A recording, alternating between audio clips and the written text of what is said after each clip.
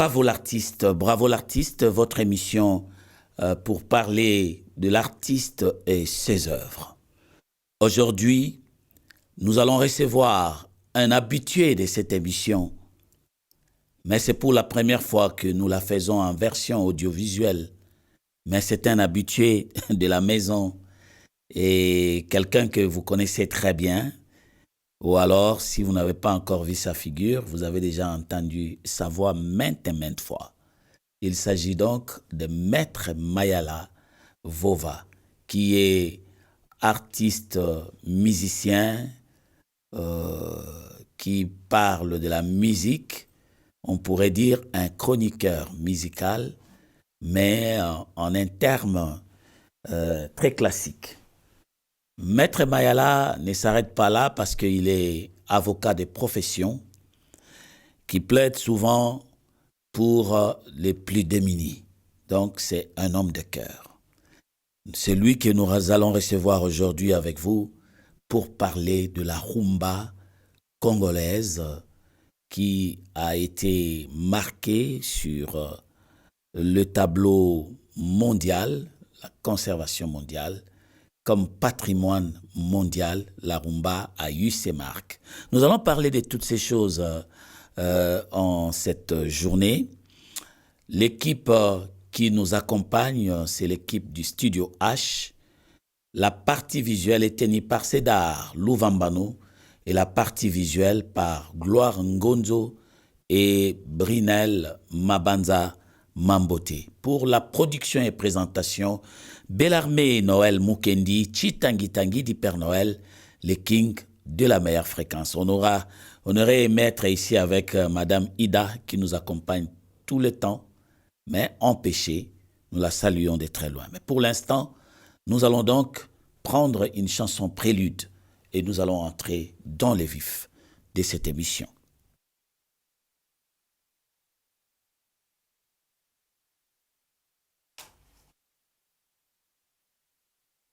Bonjour, Maître Mayala. Bonjour, Papa Noël. Ça fait belle lurette, hein? Très longtemps. Mais notre contentement, c'est de vous rencontrer ou de vous retrouver en parfaite santé. Très bien. Je viens de Boma, j'ai fait ma taille et maintenant je suis ici à Kinshasa. Dieu soit loué. Alors, Maître Mayala, la rumba congolaise, reconnue comme patrimoine mondial, et la rumba congolaise a eu ses marques. Son origine. Son origine. On commence par là. Alors, on commence par l'origine. Bon, pour mieux comprendre la rumba, il faut remonter au royaume du Congo. Le royaume du Congo, on connaît l'histoire. Chez les Congo. Alors, chez les Congo, les soirs, on dansait. On dansait, les hommes se mettaient d'un côté, les femmes de l'autre. Et puis, le premier danseur sort du lot, va taper sur l'épaule d'une femme et la femme le suit et s'entrelace sous les sons de battements, de tam-tam. Oui. Alors, c'est l'ombril contre l'ombril. En Congo, l'ombril, c'est Kumba. Kumba. Kumba, il y a un Kumba. C'est-à-dire, Motolu na Motolu et tout. Kumba, Kumba. Et c'est parti comme ça. C'était une danse qui est sortie du royaume Congo à l'époque. C'était au XIVe siècle. Ça, c'est au XIVe siècle, en Afrique centrale. Centrale, au royaume du Congo. Et précisément en aire des Congo. Le né Congo, oui. L'ombril, c'est Motolu. Ok. L'ombril contre l'ombril. L'ombril de la femme, l'ombril de l'homme. Motolu na Motolu. Alors, ça fait la fierté des né Congo. Eh, vraiment. L'origine, la provenance. Alors, vous savez qu'au XIVe siècle, il y a eu le commerce, la traite de noirs. On a vendu les Né-Congo, surtout les Né-Congo. Hein? Il y a eu beaucoup de Né-Congo qui sont partis. Alors, ils sont partis, voyez Luanda. Luanda, c'est juste en face de Brésil, l'Amérique latine. Beaucoup de Noirs, et plus précisément les Congo, sont allés en Amérique latine. Et là, en Amérique latine, ils ont amené leur danse, le Kumba Kumba, et allé là-bas. Et là, il y a les Espagnols et les Portugais. Bon, on a dansé le Kumba Kumba, et le Portugais, l'Espagnol vont métamorphoser l'appellation Rumba. Rumba, rumba. C'est la question que j'allais poser. Allez, rumba, rumba. Comment c'est parti de Kumba et Kumba à Rumba? Oui. Vous savez, Problème de phonétique. Il y a un précédent. Et quand Diogo Cao arrive à l'embouchure, il demande comment s'appelle ces pays. On lui dira c'est l'Enzadi. Et lui va écrire Zaïre. Ah oui. Un cas, quoi. Un cas sur 1000, hein? Nzadi, et l'autre va écrire Zaïre. Et comme le Kumba, on va dire Rumba. Alors, le Portugais, les Espagnols l'ont métamorphosé avec les instruments. Et Kumba Kumba est allé en Europe, amené par les Espagnols. Et une déportation culturelle. Oui, et les Portugais. Arrivé là-bas, avec les instruments, on a modifié la Kumba Kumba, la Rumba, et qui est revenu maintenant en Afrique par Boma. À l'époque. Pourquoi Boma? Boma, lors de la conférence de Berlin, la Belgique a hérité du Congo. Et le roi va faire de Boma sa deuxième capitale. C'est la première capitale, c'était Vivi. Après Vivi, deuxième capitale belge, mais première capitale du Congo belge. Du Congo belge. Oui. Première capitale, c'était Vivi. Deuxième capitale, Boma. Alors, à l'époque, les Congolais avec K ne savaient pas bien travailler dans l'administration. Et le roi a fait appel à des étrangers, des Africains venant d'autres pays. Et nous avons vu les popos.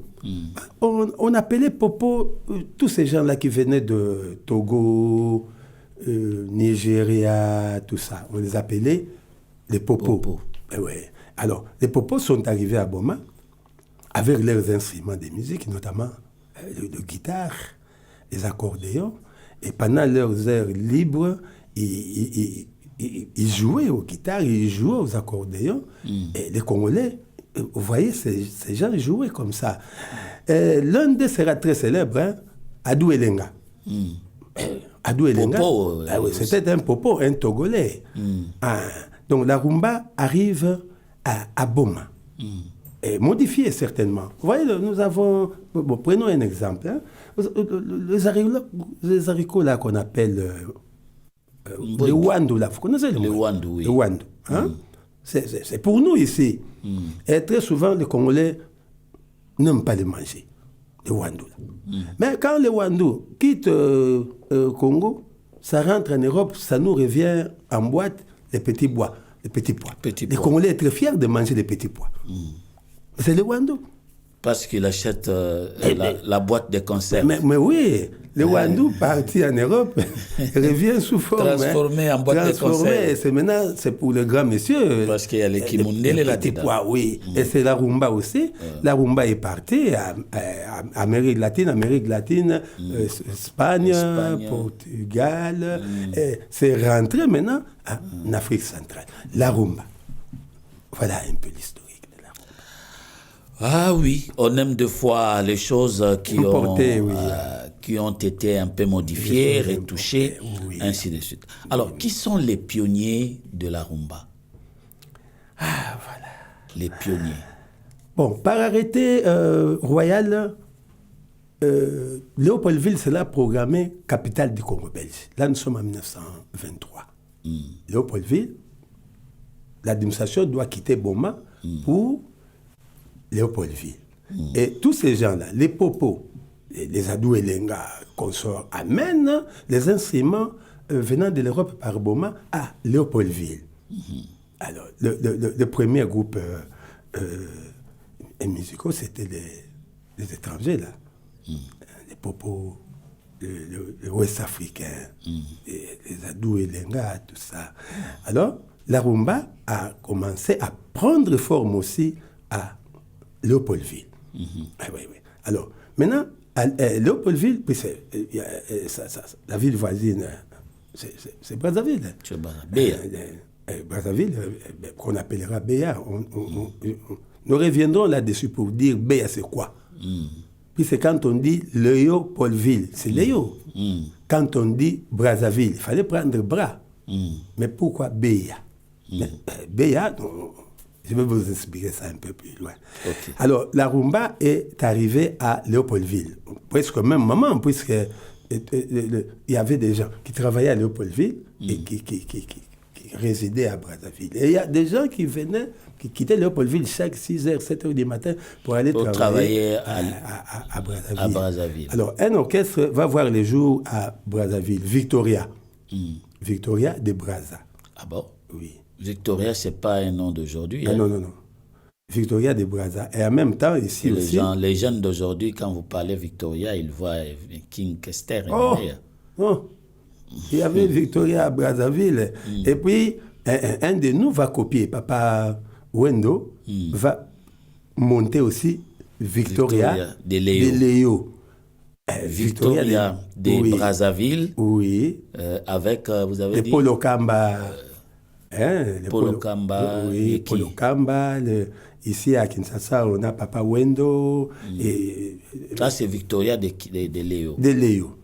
Alors, ces deux ensembles-là... Papa Wendo était avec qui? Excusez? Il était avec qui, Papa Wendo? Ah, Papa Wendo, il y avait... bon, je vais vous donner les noms après. Okay. Mais il y avait un ensemble déjà ici. Oui, oui. Et il y avait les on retient le Taoumani avec la contrebasse et tout ça. Oui, oui. Alors, il y aura deux orchestres, Victoria à Brazzaville, Victoria à Léo. De Léo.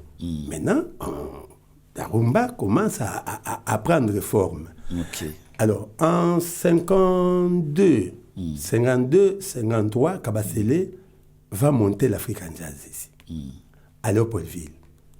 Kabasele Calais. Oui, Calais. Grand Calais. Oui, Calais Jeff va monter à partir de 52. Il va monter l'orchestre African Jazz et il va introduire de nouveaux instruments, notamment le tam-tam, le ngongi, la clochette est là, le ngongi, le maracas, et tout ça. On aura le likembe et tout ça, et la rumba commence à prendre forme. Grossir. Oui, à grossir. Des deux côtés, de Brazzaville comme Kinshasa. Et en 56, le jazz va voir les jours. Avec Lombo Macchiato. Avec Franco, qui fera sa sortie officielle chez l'homme de Milat. Beaucoup disent au Kébar, non. La sortie officielle, c'était le 6 juin 56, dans le bar Homme de Milâtre. Homme de Milâtre, en face des eaux, tennis et eaux. Tennis et eaux sur avenue Palmier. Avenue Palmier et Ouagadengue. Bon, avenue Palmier, c'est avenue Kassavubo aujourd'hui. De temps en temps, nous utiliserons pour la bonne compréhension, pour l'histoire, les premières appellations. Les premières appellations qui doivent aussi être suivies comme ça, de leur nom d'aujourd'hui. Pour situer les gens. Voilà. Donc, l'avenue Kassavubo s'appelait avenue de Palmier. Palmier de Congo-Belge. Et c'est là où le 6 juin déjà, Franco va faisait sa présenter première sortie. Dans des temps, l'African Jazz existait. L'African Jazz a commencé à donner sa première production. Homme de Milâtre sur Avenue Kassai, Croisement Rail, Kilosa. C'est visible jusqu'aujourd'hui, l'homme de Milâtre. Mais ça n'a plus le nom de Milâtre. Non. Aujourd'hui, on l'appelle comment? Simplement, c'est une parcelle, c'est fini. Une parcelle, tout simplement. Tout simplement. Sans dénomination Homme de Milâtre est vendu. Accentuée. Homme de Milâtre de Ouagadengue est vendu.